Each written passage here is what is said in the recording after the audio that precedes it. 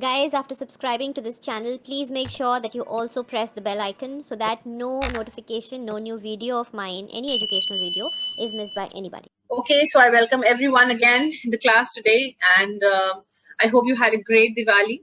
And now let's begin with some studies. And this is going to be the last paper, paper number 3 of the diploma batch, which is in the June 2024.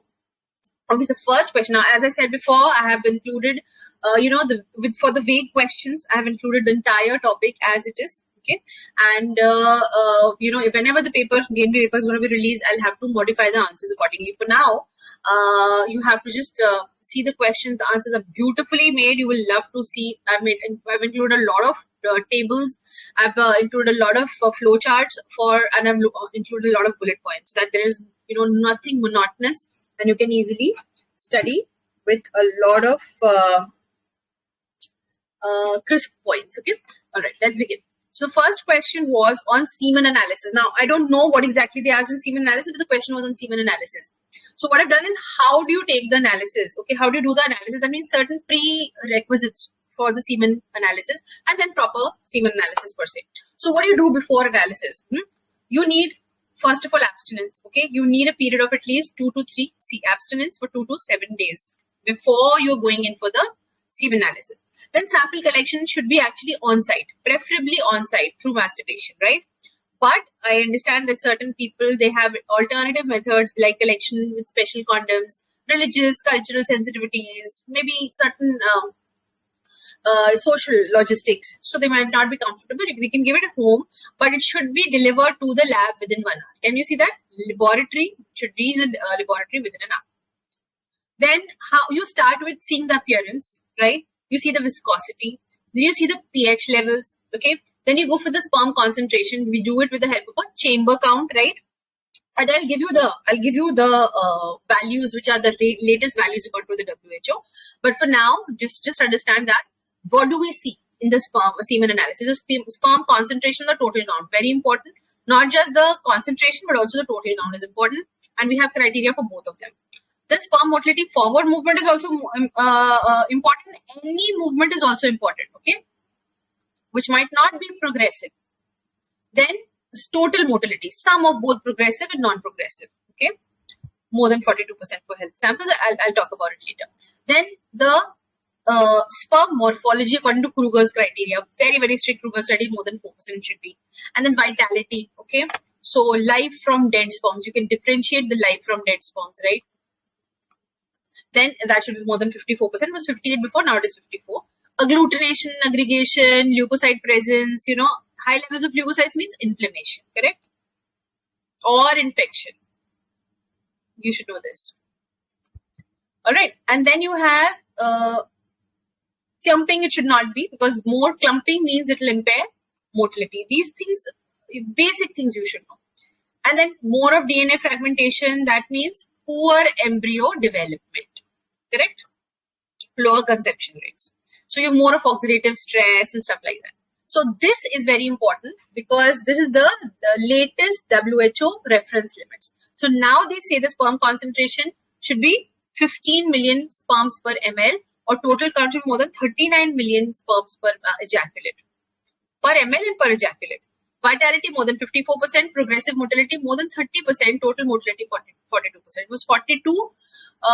It was 40, 32, something like that before, and now it is opposites, 42, 30. Total motility is more. Progressive motility has become a little lenient. Morphology is more than 4%, that was there before as well. Okay, this is the table without which this answer is incomplete. Okay, remember that. Then they asked about management of azoospermia. So if you don't know the causes of azoospermia, how will you manage it? Can anybody quickly tell me the causes of azoospermia, pre, post, and testicular causes? And I am looking in the chat box, and I want my students to participate. Otherwise, it's going to be a very, very drag class. Okay, so let me see who all are there today, and I want to see who all will answer today in the class. Let's see.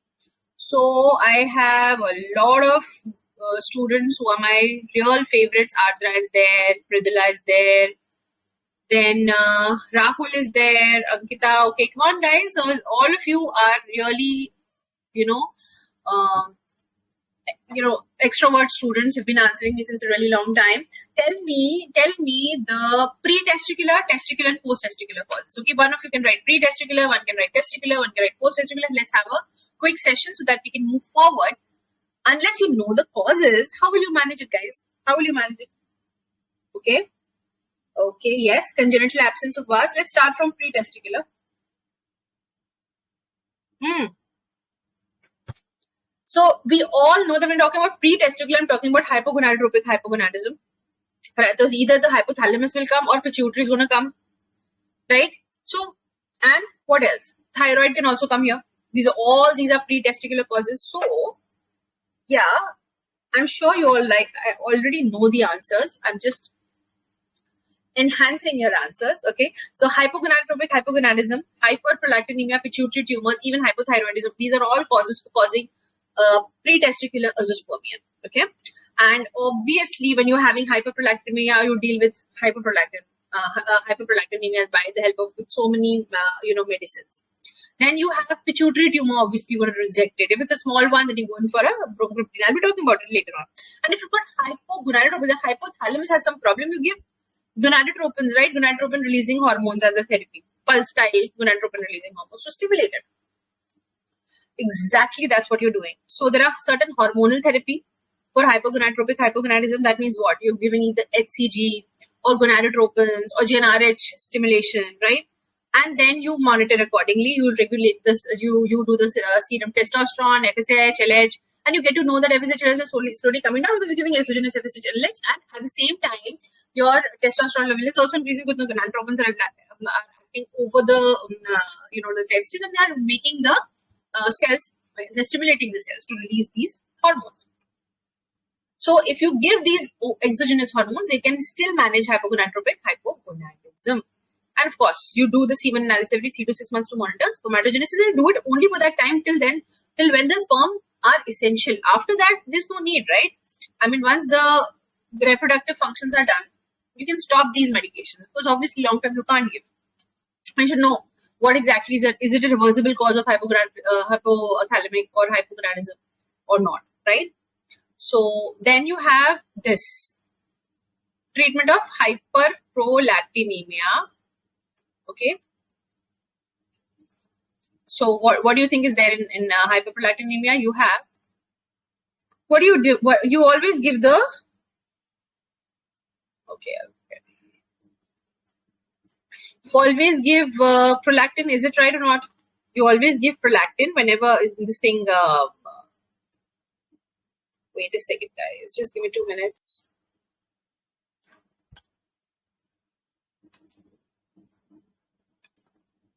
Okay, all right.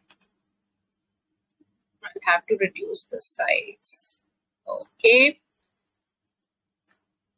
Now it will be fine. Yeah, sorry for the goof up. So I was saying that, yeah, if you're giving hyperprolactinemia, for the treatment of hyperprolactinemia, you're giving drugs like bromocriptine or cabergoline, basically the ones which are dopamine agonists. Why are you giving those drugs? Is because there are many students who are saying, thank you, we'll join the class, and I don't know where these students are. I hope they are understanding that the class has already started, okay? So, yeah. So, cabergoline and bromocriptine, these are two dopamine agonists.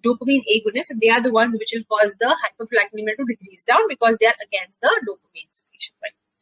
So, then you come to management of pituitary. See, if they are small tumors, you'll not touch them. If they're big tumors, then you go for this transsphenoidal surgery, which is already written in caps, so I don't have to.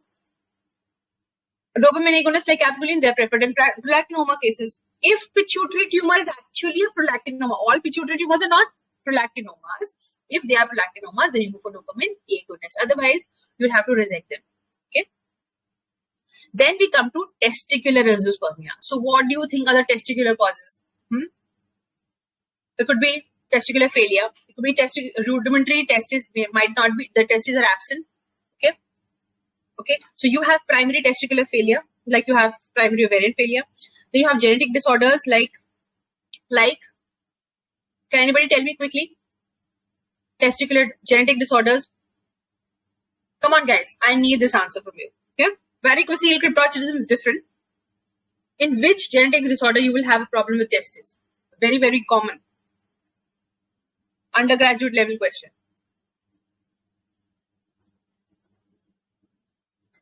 Yes, Deepti, absolutely. Client filters, absolutely right. So in those cases, what do you do? What do you prefer? You prefer genetic counseling because the testis is not never going to probably make enough sperms.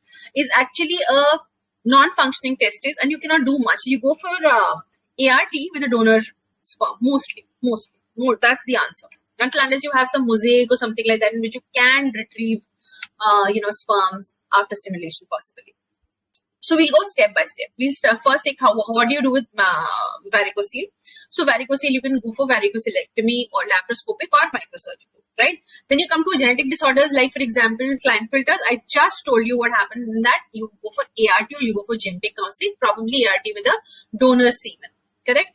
Then you have cryptorchidism management. That means the testes are not in a particularly correct place. So you just put them in the correct place, relocate the undescended testes into the scrotum. That's the surgical procedure called as orchiopexy. Okay, and you preferably recommend it in the early childhood for better results. Correct? That's what you do. And what else did you have? You had primary testicular failure. You can't do much. You have to go for a donor sperm. See, primary testicular failure, you can't do much, right?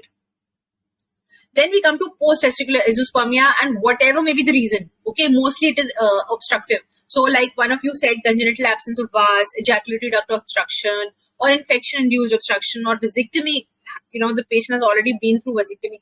In all these cases, you can go for PESA, MESA, TESA, and all that. Okay, so these are the names we're going to take whenever you're talking about the post-testicular causes, the obstructive causes of azoospermia. That means the sperms are there, they're just not,